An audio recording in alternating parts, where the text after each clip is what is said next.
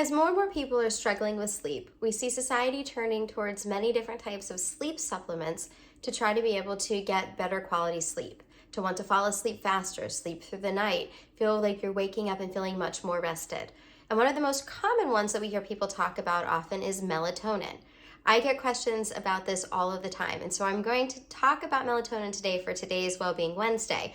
But I do want to start with a caveat that I am not a prescribing provider.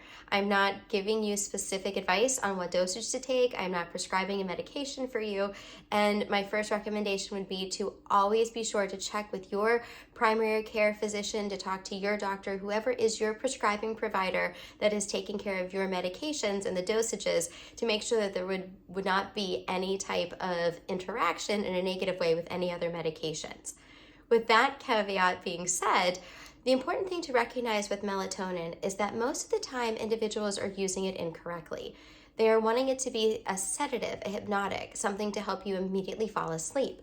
But research shows us that melatonin is actually much more likely to play a role as a phase shifter, to have an impact with our circadian rhythm when we're feeling tired and sleepy, and that we see the highest levels of this melatonin oftentimes being produced around 4 to 6 hours before it's time to go to bed.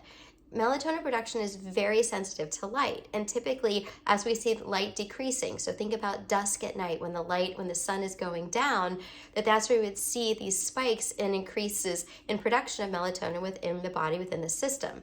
That's why many times we see melatonin being successfully used for individuals with shift work, for jet lag, for delayed sleep onset, and in these circumstances. The other thing is that many times people will use dosages of melatonin that are significantly higher than are needed.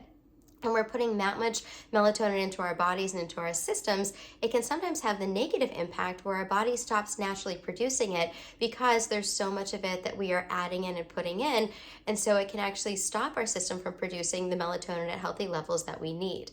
That's why instead of really high dosages, oftentimes you'll see people more successfully using lower dosages, such as 0.5 to 3 to a max of 5 milligrams, depending on which prescribing providers you're speaking to, but lower doses.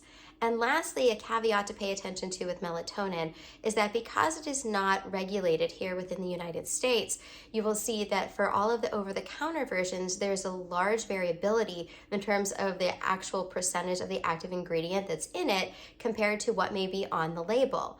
Recent research examined this, and it looked at over 31 different types of over-the-counter supplements for melatonin, and they found that it ranged from anywhere as less than minus 80%, 83, 85% less than that of the dosage, up to almost as much as 478% of the dosage that was written on the bottle, with significant variability. And of those 31, 8 of those supplements had serotonin added in as well.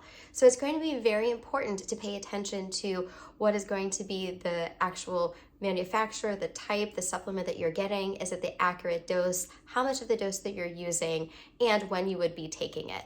So again, consult with your prescribing provider, and there are definitely positives where we see melatonin playing a role to impact sleep. We see that as we age, our melatonin production reduces, so especially our more mature adults tend to find positive usage of melatonin as well, but just making sure that you're checking with your prescribing provider for the accurate usage. Be well.